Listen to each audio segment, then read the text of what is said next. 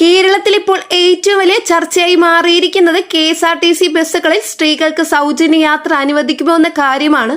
തെരഞ്ഞെടുപ്പ് കാലത്ത് വലിയ വാഗ്ദാനമായി ഉയർന്നു വന്ന ഈ പ്രഖ്യാപനം ഇപ്പോൾ യാഥാർത്ഥ്യത്തിലേക്ക് നീങ്ങുന്നുവെന്ന സൂചനകളാണ് പുറത്തുവരുന്നത്. സർക്കാർ ഔദ്യോഗികമായി പദ്ധതി പ്രഖ്യാപിച്ചിട്ടില്ലെങ്കിലും KSRTC ആരംഭിച്ച പുതിയ ജെൻഡർ ടിക്കറ്റിംഗ് സംവിധാനം വലിയ സൂചനയായി മാറിയിരിക്കുകയാണ്. ഇപ്പോൾ KSRTC ബസ്സുകളിൽ ടിക്കറ്റ് നൽകുമ്പോൾ യാത്രക്കാരന്റെ ലിംഗം രേഖപ്പെടുത്തുന്ന സംവിധാനം ആരംഭിച്ചു. കണ്ടക്ടർ ടിക്കറ്റ് മെഷീനിൽ യാത്രക്കാരൻ പുരുഷനോ സ്ത്രീയോ കുട്ടിയോ ട്രാൻസ്ജെൻഡറോ എന്ന് രേഖപ്പെടുത്തിയ ശേഷമാണ് ടിക്കറ്റ് പ്രിന്റ് ചെയ്യുന്നത്. ഈ പുതിയ സംവിധാനം സംസ്ഥാനത്തെ എല്ലാ ഡിപ്പോകളിലും നടപ്പിലാക്കാൻ നിർദ്ദേശം നൽകിയിട്ടുണ്ട്. ഔദ്യോഗികമായി ഇത് ഡേറ്റ ശേഖരണത്തിനായുള്ള നടപടിയെന്നാണ് പറയുന്നത്.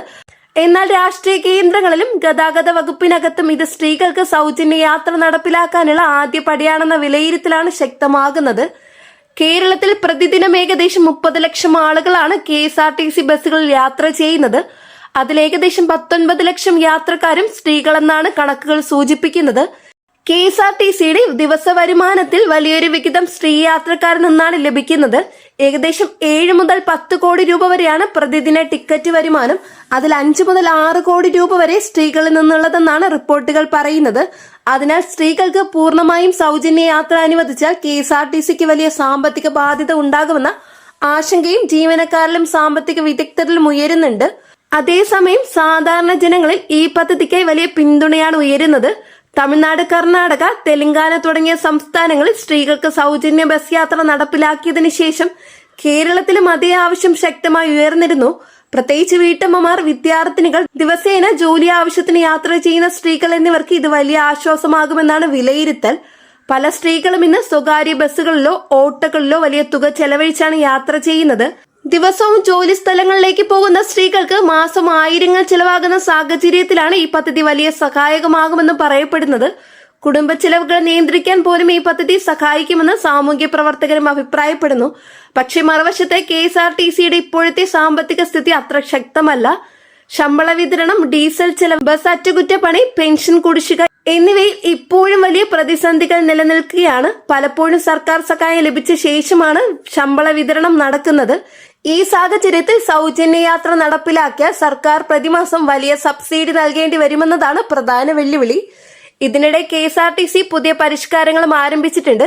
യാത്രക്കാരുടെ കൃത്യമായ കണക്ക് ശേഖരിക്കൽ, ഡിജിറ്റൽ ടിക്കറ്റിംഗ്, പുതിയ ബസ്സുകൾ നിരത്തിലിറക്കൽ, സർവീസ് മെച്ചപ്പെടുത്തൽ എന്നിവയ്ക്കാണ് ഇപ്പോൾ കൂടുതൽ പ്രാധാന്യം നൽകുന്നത്. അടുത്തിടെ പുതിയ ബസ്സുകൾ നിരത്തിലിറക്കിയതും യാത്രാ സൗകര്യം വർദ്ധിപ്പിക്കാനുമുള്ള നടപടികളുടെ ഭാഗമായാണ് ഇത് വിലയിരുത്തൽ. സൗജന്യ യാത്ര നടപ്പിലാക്കുകയാണെങ്കിൽ ആദ്യം സാധാരണ ഓർഡിനറി ബസ്സുകളിലോ നഗര സർവീസുകളിലോ മാത്രമായിരിക്കും പദ്ധതി തുടങ്ങുക എന്ന റിപ്പോർട്ടുകളും പുറത്തു വന്നിട്ടുണ്ട്. പിന്നീട് ഘട്ടം ഘട്ടമായി ഫാസ്റ്റ് പാസഞ്ചർ, സൂപ്പർ ഫാസ്റ്റ് തുടങ്ങിയ സർവീസുകളിലേക്ക് വ്യാപിപ്പിക്കുമെന്നാണ് ചില സൂചനകൾ. എന്നാൽ ഇത് സംബന്ധിച്ച ഔദ്യോഗിക തീരുമാനം ഇതുവരെ വന്നിട്ടില്ല. ഇതിനിടെ സ്വകാര്യ ബസ് മേഖലയിലും ആശങ്ക ഉയരുന്നുണ്ട്. സ്ത്രീകൾക്ക് KSRTC സൗജന്യ യാത്ര അനുവദിച്ചാൽ സ്വകാര്യ ബസ്സുകളുടെ യാത്രക്കാരുടെ എണ്ണം ഗണ്യമായി കുറയുമെന്നാണ് ബസ് ഉടമകൾ പറയുന്നത്. ഇതിനകം തന്നെ സാമ്പത്തിക പ്രതിസന്ധി നേരിടുന്ന സ്വകാര്യ ബസ് മേഖലയ്ക്ക് ഇത് വലിയ തിരിച്ചടിയാകുമെന്നാണ് അവകാശപ്പെടുന്നത്.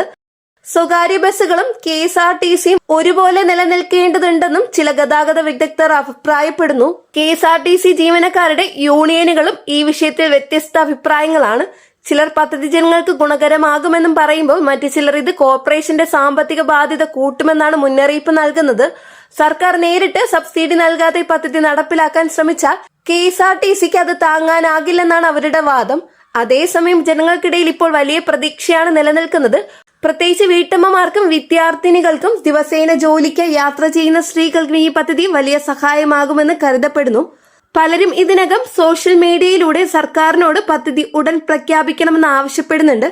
ഇപ്പോൾ ജെൻഡർ ടിക്കറ്റിംഗ് ആരംഭിച്ചതോടെ സർക്കാർ യഥാർത്ഥത്തിൽ സൗജന്യ യാത്ര നടപ്പിലാക്കാനുള്ള തയ്യാറെടുപ്പിലാണോ എന്ന ചോദ്യമാണ് കേരളം മുഴുവൻ ചോദിക്കുന്നത്. ഔദ്യോഗിക പ്രഖ്യാപനം വരാനിരിക്കുന്ന ദിവസങ്ങളിൽ ഉണ്ടാകുമോ എന്നതും വലിയ കൗതുകമായി മാറിയിരിക്കുകയാണ്. ഇതിനൊപ്പം KSRTC സുരക്ഷാ സംവിധാനങ്ങളും ശക്തമാകാനുള്ള നീക്കത്തിലാണ്. അടുത്തിടെ ചില സംസ്ഥാനങ്ങളിൽ ബസ്സുകൾക്ക് തീപിടുത്തമുണ്ടായ സംഭവങ്ങൾ വലിയ ആശങ്ക സൃഷ്ടിച്ചിരുന്നു. ഒരു KSRTC ബസ്സിന് തീപിടിച്ച സംഭവത്തിൽ ഡ്രൈവറുടെയും കണ്ടക്ടറുടെയും സംയോജിത ഇടപെടലിലൂടെ യാത്രക്കാർ രക്ഷപ്പെട്ടതും വലിയ വാർത്തയായി. അതിനു പിന്നാലെ ബസ്സുകളുടെ സാങ്കേതിക പരിശോധനയും സുരക്ഷാ പരിശോധനയും കൂടുതൽ ശക്തമാക്കണമെന്ന ആവശ്യങ്ങൾ ഉയരുന്നുണ്ട്. ഇപ്പോൾ കേരളത്തിൽ സാധാരണ ജനങ്ങൾ കാത്തിരിക്കുന്നത് ഒരു കാര്യത്തിനാണ്. സ്ത്രീകൾക്ക് സൗജന്യ ബസ് യാത്ര യാഥാർത്ഥ്യമാകുമോ? സർക്കാർ എപ്പോൾ ഔദ്യോഗിക പ്രഖ്യാപനം നടത്തും? KSRTCയുടെ സാമ്പത്തിക ഭാവി എന്താകും? അടുത്ത ദിവസങ്ങളിൽ തന്നെ ഇത് സംബന്ധിച്ച വലിയ തീരുമാനങ്ങൾ ഉണ്ടാകുമെന്ന പ്രതീക്ഷയിലാണ് ഇപ്പോൾ കേരളം മുഴുവൻ. വളരെ പ്രധാനപ്പെട്ട ഒരു ഇൻഫർമേഷൻ ആണ് ഇന്നത്തെ വീഡിയോയിലൂടെ ഷെയർ ചെയ്തിട്ടുള്ളത്. ഈ ഒരു വീഡിയോ തീർച്ചയായിട്ടും നിങ്ങൾക്ക് യൂസ്ഫുൾ ആയി എന്ന് വിശ്വസിക്കുന്നു. വീഡിയോ ഉപകാരപ്പെട്ട ചാനൽ സബ്സ്ക്രൈബ് ചെയ്യുക, തൊട്ടടുത്ത് കാണുന്ന ബെല്ലൈക്കൺ അമർത്തുക. ഫേസ്ബുക്കിൽ കാണുന്നവർ പേജ് ഫോളോ ചെയ്യുക. നെക്സ്റ്റ് അപ്ഡേറ്റ്സുമായിട്ട് വീണ്ടും കാണാം. എല്ലാവർക്കും നന്ദി, നമസ്കാരം.